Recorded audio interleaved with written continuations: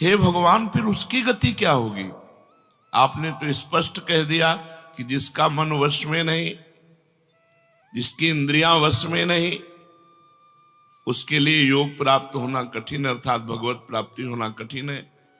जो तत्परता पूर्वक संयमित होकर अपने मन को वश में कर ले, वो सुख पूर्वक भगवत प्राप्ति कर सकता है।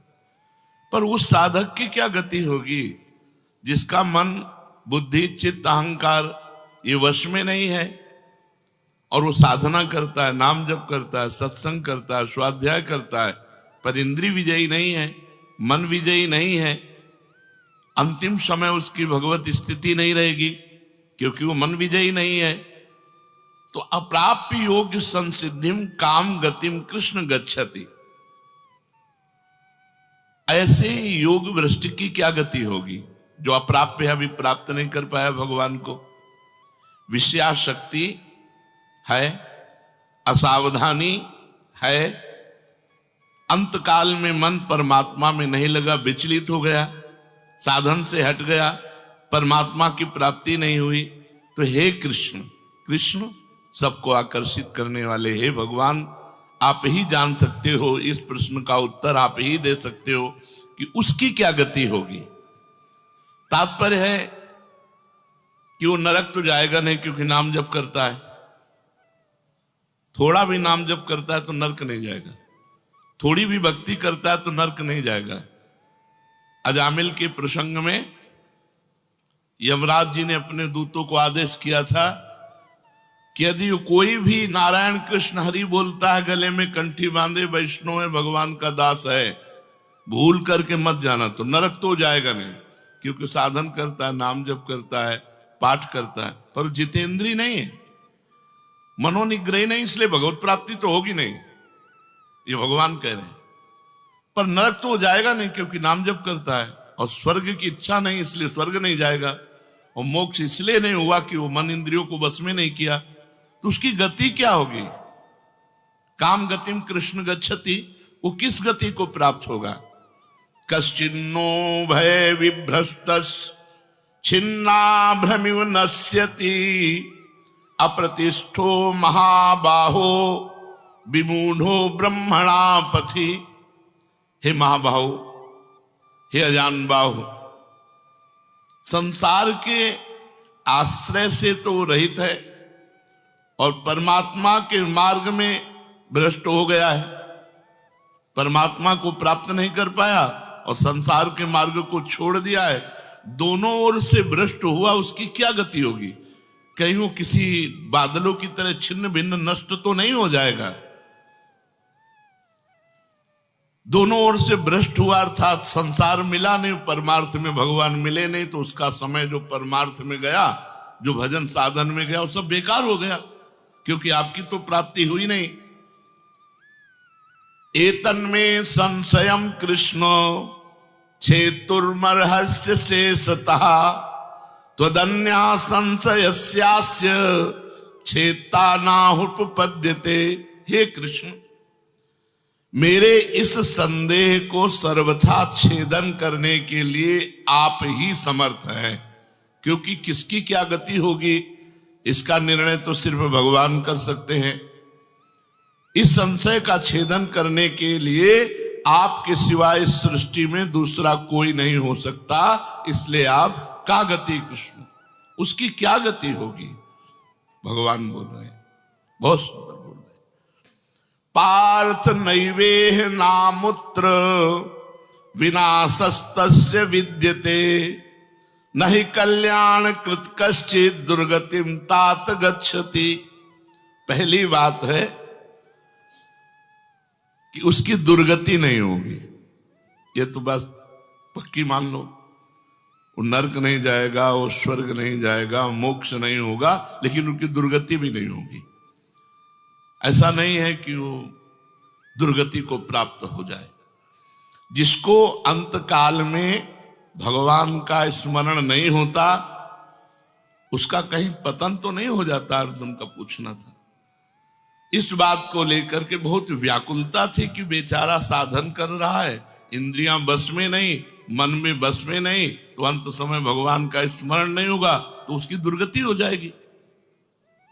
तो भगवान कह रहे पार्थ नैवेह नामुत्र विनाशस्तस्य विद्यते।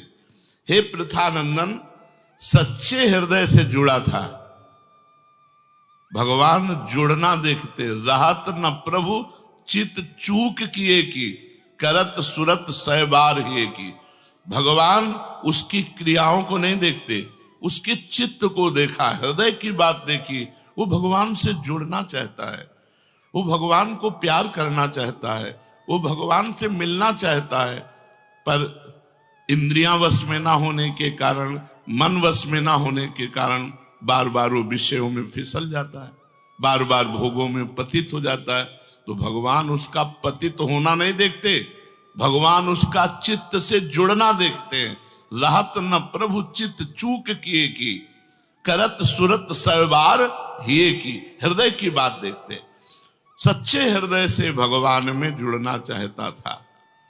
अब उसका पतन नहीं हो सकता, मरने के बाद भी पतन नहीं हो सकता। जितनी उसकी स्थिति भजन में बन गई है, उसके नीचे वो गिर ही नहीं सकता। बहुत बढ़िया बात है। हमारा अगर 100 नाम जप हो गया है तो 101 से चलेगा अगले जन्म में, 99 से नहीं चलेगा। जिसकी जितनी भजन में स्थिति हो गई है, उससे वो नीचे वो नहीं गिर सकता। देखो, पहली बात तो दुर्गति हो नहीं सकती, नरक जाना नहीं है, स्वर्ग जाना नहीं है, दुर्गति होनी नहीं है। आगे भगवान बताएंगे उसकी गति क्या होगी। उसकी साधना जितनी है वो कभी नष्ट नहीं हो सकती।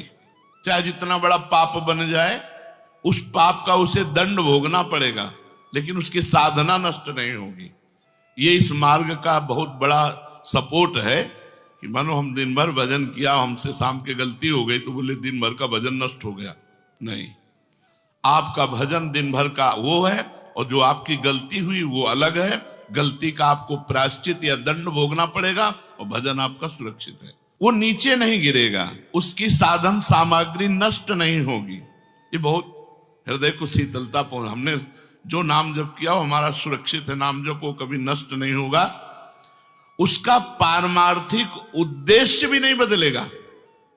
उसने उद्देश्य बनाया भगवत प्राप्ति, वो उद्देश्य भी उसका नहीं बदलेगा। हाँ, कितने जन्म लगेंगे ये उसका प्रयास होगा, प्रयत्न होगा।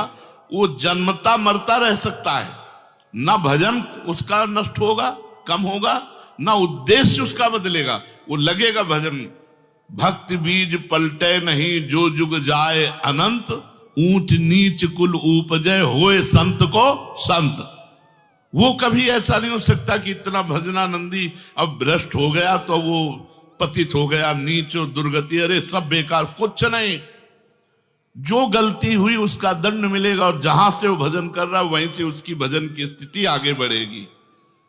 जैसे उदाहरण में राजर्षि भरत का उदाहरण दिया था कि हिरन पे वृत्ति गई तो हिरन बने, लेकिन गंडकी नदी में खड़े होके हिरन बन करके भी इतना भजन किया कि अगला जन्म जड़ भरत जी के रूप में ब्रह्मबोध संपन्न महापुरुष के रूप में हुआ। तो भगवान कहते हैं नहीं कल्याण कृत कश्चित दुर्गतिम तात गच्छति। अर्जुन, हे तात, बहुत प्यार भरा संबंध है, उसकी दुर्गति नहीं हो सकती। जो मेरा थोड़ा भी भजन किया है उसकी दुर्गति नहीं हो सकती। साधक के लिए बहुत ही पॉइंट के आश्वासन की बात कह रहे कि थोड़ा भी भजन किया तो उसकी दुर्गति नहीं हो सकती, और अगले जन्म में परमात्मा प्राप्ति की लालसा इतनी प्रबल होगी कि वो इंद्रियों मन को वश में कर लेगा।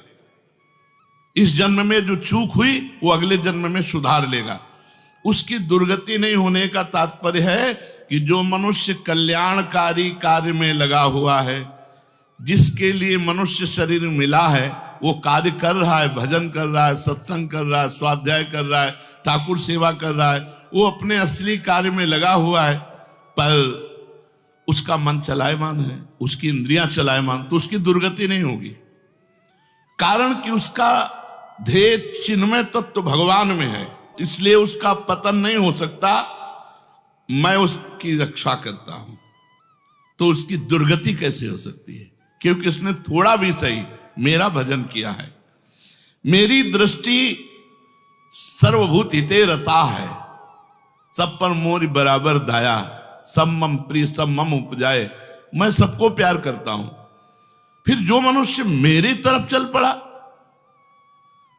अपना किसी तरह से कल्याण परम हित मानकर मेरी तरफ चल पड़ा, तो मैं उसे सबसे ज्यादा प्यार करता हूं। फिर मैं जिसे प्यार करता हूं उसकी दुर्गति कैसे हो सकती है?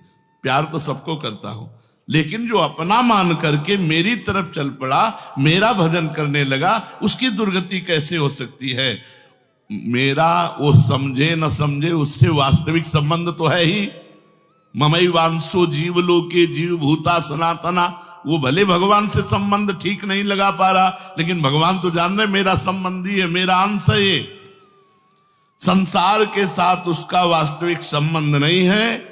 उसने मेरे साथ इस वास्तविक संबंध को, असली लक्ष्य को उसने स्वीकार किया कि अब इस जन्म में भगवान को प्राप्त करना चाहता हूं, तो चाहे जितना बड़ा गलती पड़ गई हो, अपराध पड़ गया हो, उससे दुर्गति उसकी नहीं हो सकती। भगवान कह रहे उसका किया हुआ साधन नष्ट नहीं हो सकता। हां, वो देखने में मोहित सा लगेगा कि भ्रष्ट हो गया, अब तो कोई भजन साधन नहीं, अब तो भ्रष्ट सा हो गया है, साधन छूटा दिखाई देगा। परंतु ऐसी परिस्थिति में भी मैं उसका साथ नहीं छोड़ता। उसने मेरा भजन छोड़ दिया, मेरा साधन छोड़ दिया, लेकिन मैं उसका, जैसे एक सत्संग में दृष्टांत में देते थे कि जगन्नाथ जी की सेवा में श्रीअंग पार्षद रहते थे, तो उनमें से एक पार्षद वैश्या संसर्ग करने लगे कुसंग के कारण। तो जब सब पार्षदों को पता चला तो उन्होंने बुलाया और कहा, देखो तुम परम पावन श्री जगन्नाथ जी के अंग सेवी हो, या जगन्नाथ जी की सेवा छोड़ो वैश्या का संग करो, या वैश्या संग छोड़ो जगन्नाथ जी का अंग संग करो। तो भगवान की माया से मोहित हुए, साधन से गिरे हुए होने के कारण उन्होंने जगन्नाथ जी का अंग संग छोड़ दिया और वैश्या का अंग संग स्वीकार किया। आश्चर्य की बात कि जब उनका शरीर पूरा हुआ, वैश्यागामी जो अंग संग सेवी थे, तो जब शरीर पूरा हुआ तो जगन्नाथ जी ने स्वप्न में अपने पार्षदों को आदेश किया कि उसकी अंत्येष्टि क्रिया हमारे पार्षदों जैसी की जाए।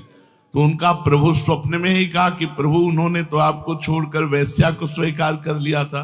तो बोले उन्होंने छोड़ दिया था, ये उनकी हिम्मत है, हमारी हिम्मत नहीं, हमारा स्वभाव नहीं है, हमारी सामर्थ्य नहीं है। हम एक बार जिसको पकड़ लिया उसको कभी छोड़ते नहीं। तो भगवान यहां कह रहे हैं कि कभी कभी वो मोहित हो जाता है, वो साधन छोड़ता, लेकिन मैं उसे नहीं छोड़ता। ये खास बात समझो, मैं उसे नहीं छोड़ता। उसका किया हुआ अपराध, किया हुआ पाप, भले उसको थोड़ा समय दंड भुगताने के लिए, लेकिन मैं उसे छोड़ता नहीं हूं। तो उसकी दुर्गति कैसे हो सकती है? इसलिए घटना घट सकती है। ये तो भगवान कह रहे मनमानी मत करना, कह रहे घटना घट सकती है। आपने अपराध किया, आपको पाप का दंड मिल सकता है, लेकिन मैं उसके अंदर ऐसी व्याकुलता पैदा करूंगा कि वो सब प्रपंच छोड़कर दौड़कर मेरी तरफ भाग पड़ेगा, क्योंकि मैं उसे नहीं छोड़ता। जैसे गोपियों में थोड़ा अभिमान आया, मैं अंतर ध्यान हुआ, लेकिन उन्हीं के बीच में रहकर जहां व्याकुल हुई मैं प्रकट हो गया। तो भगवान कह रहे हैं कि एक बार जिसके भीतर थोड़ी भी साधना चल पड़ी, थोड़े भी संस्कार भक्ति के पड़ गए, नाम जप करना, वाणी पाठ करना, थोड़ा भी भगवत्कार, कर्म चैव तदर्थीयम सदित्येवाभिधीयते, तो उसका कभी पतन नहीं हो सकता जो संस्कार पड़ गया भक्ति का, क्योंकि सत वस्तु का कभी अभाव नहीं होता। तो फिर प्रभु गति क्या होती है उसकी? तो भगवान कह रहे प्राप्य पुण्य कृताम लोका नुषित्वा शाश्वती समाह शुचीनाम श्रीमताम गेहे योग भ्रष्टो भी जायते। आहा, प्राप्य पुण्य कृताम लोकान, उसने गंगा स्नान किया है, उसने नाम जप किया है, उसने वाणी पाठ किया है, उसने ठाकुर सेवा की, तो कोई साधारण है? बहुत बड़ा धनी है। भले लोक भ्रष्ट हो गया है, भले इंद्रियां उसके कब्जे में नहीं, भले मन उसके कब्जे में नहीं, लेकिन साधारण जीव नहीं है। वो भगवान का जन है। उसने नाम जप किया है, वाणी पाठ किया है, ठाकुर सेवा की, धामवास किया, तीर्थ अवगान किया। प्राप्य पुण्य कृताम लोकान। जो बड़े बड़े याज्ञिकों को, कि बोले इतने यज्ञ किए, अश्वमेध यज्ञ की, जो बड़े बड़े याज्ञिकों को जो सांगोपांग करते हैं, उन लोगों को स्वर्ग आदि लोकों पर अधिकार होता है। इसलिए वो पुण्य कर्म कहते हैं तो पुण्य लोक उनको प्राप्त होते हैं। पाप कर्म करने वालों को नरक भेजा जाता है। परंतु साधक पुण्य कर्म थोड़े किए, भजन किए, तो जैसे किसी रास्ते में चल के उसकी वीआईपी व्यवस्था की जाए, ऐसी व्यवस्था उसकी होती है स्वर्ग में। जितने दिन उसको अगला जन्म नहीं मिलेगा, उतने दिन भारी व्यवस्था स्वर्ग में उसकी होगी। पुण्यवताम लोके, जो बड़े बड़े पुण्य आत्मा पुरुष प्राप्त करते हैं, इतनी अमुक यज्ञ की, अश्वमेध यज्ञ की सांगोपांग, उनको उसकी वीआईपी व्यवस्था होगी। प्राप्य पुण्य कृताम लोका नुषित्वा शाश्वती समाहा। उसको शुभ कर्म का परिश्रम, बड़े बड़े परिश्रम करके जो स्वर्ग आदि के भोग प्राप्त करते हैं, उसे न प्रार्थना करनी पड़ी है, न शुभ कर्म करना पड़ा है, न यज्ञ आदि कर्मों का सांगोपांग अनुष्ठान करना पड़ा है। उसकी ना स्वर्ग की चाह है, तो उसकी व्यवस्था होगी। शरीर छूटते ही दिव्य लोक में जाकर के दिव्य भोगों की व्यवस्था, क्योंकि मन चंचल था ना, इंद्रियां चंचल थी ना, मृत्यु लोक के भोगों में ले भोग, स्वर्ग के भोग, सुंदर सुंदर जितने भोग हैं उन सब की बाहुल्यता।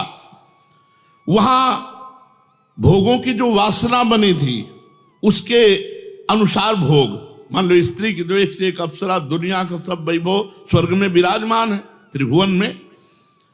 खूब भोगने के लिए सब एकत्रित कर दिया, क्योंकि भजनानंदी कोई साधारण थोड़ी है, उसकी वीआईपी व्यवस्था हुई। अब अंत समय से साधन में विचलित मना हो जाने के कारण जो बड़े बड़े परिश्रमों से, पुण्यों से प्राप्त होता है, वो ऐसे स्वाभाविक रूप से रास्ते में प्राप्त हो रहा है। ये उसकी गति नहीं है, ये अयाचिक वृत्ति से उसकी वीआईपी व्यवस्था है कि अब ले जा रहे हैं तो रास्ते में ऐसे थोड़ी कि कोड़ा मारते, पानी भी नहीं पिया रहे, धूप में ले जा, नहीं, सीधे उसको आनंद पूर्वक स्वर्ग आदि लोगों की दिव्य भोग वृत्तियां, जिन भोगों के लिए वो विचलित रहा है मनुष्य साधना करते समय, वो सारे भोग उसको वहां प्राप्त होंगे। वहां रहने पर इतना भोग दिलाया जाता है कि उसकी अरुचि हो जाती है स्वर्ग के भोगों से। तो मर्तलोक में आके दोबारा फंसेगा क्या?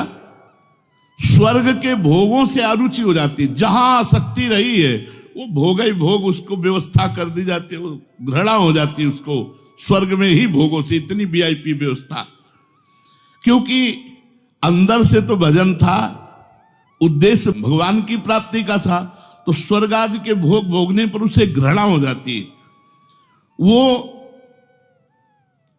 अपनी वासना जो अंदर थी, जिनके कारण इंद्रियों मन को जीत नहीं पाया, वो देख लेता है, अरे अब ये तो मर्त्य लोक के भोग है, स्वर्ग के भोग, उसको वहां उसके अंदर घृणा हो जाती है।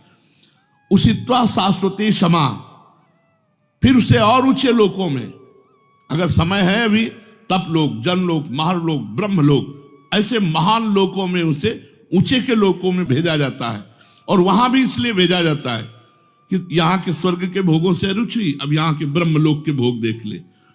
भजन का फल है ब्रह्मादिक के भोग सब विषम लागत ताई, नारायण ब्रज चंद की लगन लगी है जाई। जब ठाकुर जी से मिलने की चाह लग जाती तो यहीं इसी शरीर में ब्रह्मादिक के भोगों से भी वैराग्य हो जाता है। भोग भोगने के उद्देश्य से नहीं, क्योंकि जो भोग भोगने के उद्देश्य से जाते हैं उनके पुण्य क्षीण होने पर फिर वो लौटकर मृत्यु लोक में आते हैं, इसलिए वो सीमित वर्षों तक स्वर्ग लोक आदि में रहते हैं।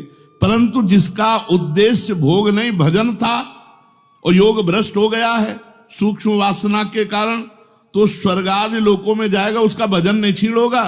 जैसे पुण्यात्मा स्वर्ग गया, भोग भोगा तो उसका पुण्य क्षीण होगा, लेकिन इसका नहीं, इसका तो स्टॉक है। ये तो भागवतिक व्यवस्था है उसकी, ये ब्याज की व्यवस्था है। मूल तो ऐसे ही साधन संपत्ति है।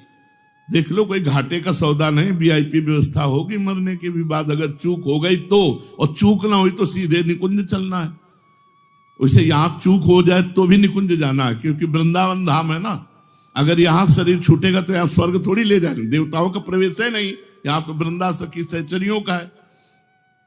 वो बहुत वर्षों तक उसके भोग सुविधा की सीमा नहीं रहती, ऐसी व्यवस्था होती है। अच्छा, जो भोग भोगने के उद्देश्य से ऊंचे लोकों में जाते हैं उनको फिर पतित होना पड़ता है, लेकिन ये योग भ्रष्ट जब ऊंचे लोकों में जाता है तो पतित नहीं होता, उसकी साधन संपत्ति प्रकाशित रहती है ज्यों की त्यों, और उसका सद्भाव जागृत रहता है। सब मिथ्या है, भगवान मिथ्या करवाते करवाते ब्रह्मलोक तक के भोगों का मिथ्या। अब उन सुख भोगों को भोगने के बाद शुचिनाम श्रीमताम गेहे योग भ्रष्टो भी जाते। अब यहां जब प्रकट हुआ, कब उसका जन्म होगा? कोई सीमा रखी जाती है? अरुचि, अरुचि सीमा रखी जाती है। जब तक उसे भोगों में अरुचि नहीं होगी तब तक ऊपर के लोगों को भोगों में उसे रखा जाएगा। नरक वरक तो जाने की बात नहीं, वीआईपी भोग। जब अरुचि हो गई, अरुचि होगी ही, क्योंकि वो भगवान का भजन करता रहा है। वो ऐसा नहीं कि अब विश्राम मान ले कि अब अप्सरा मिल गई, विमान मिल गया, स्वर्ग मिल गया, अब यही नहीं। उसकी यात्रा नहीं रुकेगी, उसका भजन उसको कचुटेगा, उसके अंदर जलन पैदा होगी, अशांति हो जाएगी। ये सब भोग नहीं चाहिए, मुझे भगवान चाहिए, चलो ब्रह्मलोक। वहां भी ये नहीं चाहिए। तो अब शुचि नाम श्रीमताम गेहे योग भ्रष्टो भी जायते। अब योग भ्रष्ट जब मृत्यु लोक में लौटा तो जगत पूज्य घर में पैदा हुआ। जगत पूज्य घर में श्रीमान, सारा संसार जिसे झुके, ऐसे घरों में पैदा, उच्च कुल, भक्ति संपन्न। श्रीमान का मतलब होता है, एक लौकिक शब्द होता है वैभव संपन्न, लेकिन भागवतिक वैभव संपन्न महापुरुषों के घर में उसका जन्म होता है। और लौटने का कारण जो है, उस कारण को भगवान जानते हैं, उसकी बहुतायत कर देते हैं। स्वर्ग भोगा, ब्रह्मलोक के भोग भोगे, और यहां सारे भोग उसके दे दे, ये ले, अरे भगवान का दास है कोई और, ये ले। ऐसे घर में पैदा किया। अब उसकी जो साधन संपत्ति उसको खोल देते हैं, अभी तक बंद रखा, हानि नहीं हो सकती। अब जे ही जन्म हुआ, जैसे अपने लोग अब जे ही स्कूल जाते, स्कूल से पढ़ के आते, लगता है माँ नहीं टिकेगी, पिता नहीं टिकेंगे, सब मरेंगे, तो मेरा साथी कौन है, मेरे जीवन का लक्ष्य क्या है, क्या यही उद्देश्य है? बस बैठ जाते एकांत में। और संत जन आते थे, वो श्री राम जय राम जय जय राम, श्री राम जय, कीर्तन कराते थे तो वही याद था, श्री राम जय राम जय जय राम, श्री राम जय राम जय जय राम। बस नाम जप करना निश्चय हो गया। 13 वर्ष के उसको भागो। ये देखो, उत्तम कुल ब्राह्मण के घर में, और पूरे साधु महात्माओं का सानिध्य, और पिता पूरे स्वयं महात्मा नंगे पैर हल जोतते, बड़ी कठिन परिश्रम के द्वारा वो उदर पोषण करते। और संत महात्मा 8-8, 10-10 संत महात्मा दरवाजे पर। बच्चापन से ही क्या बन, अब मुझे संसार से भाग। किसी ने हमें सिखाया नहीं, भागो संसार से और भगवान की प्राप्ति करो। तो मनुष्य जन्म में जे ही जन्म लिया से साधन संपत्ति खोल दी गई।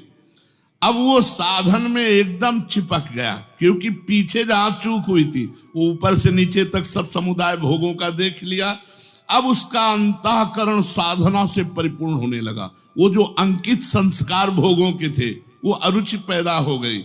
योग भ्रष्ट अज्ञात रूप से पुनः ऐसी साधना में लग गया जिसमें किंचन मात्र भी इंद्रिय और मन का मनोरंजन नहीं।